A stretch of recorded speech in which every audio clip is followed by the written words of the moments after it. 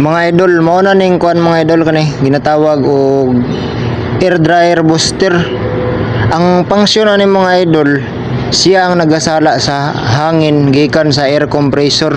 Gikag makina nakatapot ang air compressor sa makina dayon ang hangin gikan sa air compressor moagi sa diri sa air dryer. Kaya ang salawon ng hangin, salawon niya ang tubig or mga karbon bago ilabay sa tangke para ang tangke hinglo na.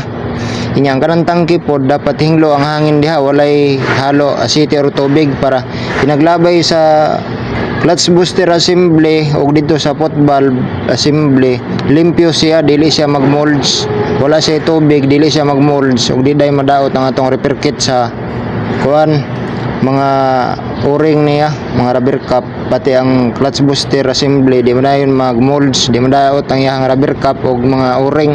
Muna purpose mga idol sa kaning air dryer booster, siya ang tagasala sa hangin, sa tubig ug sa mga carbon asiti na dili mo labay pa ingon sa tangke. Kay ang dapat ang hangin sa tangke limpyo bago ilabay sa clutch booster, paingon sa pot valve ug tanan supply niya dapat limpyo ang hangin.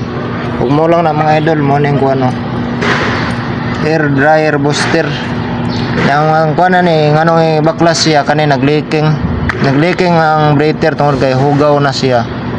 Kailangan siya hingloan, limpyohan ang iyang kuhaon ng mga karbon, mga takuling para malimpyo siya. Inag push nga sa hangin ang breather maka close diretso, dili mo excess ang daghang hangin para dili siya mababa. Ug mo lang na mga idol for today's video, air dryer booster repair.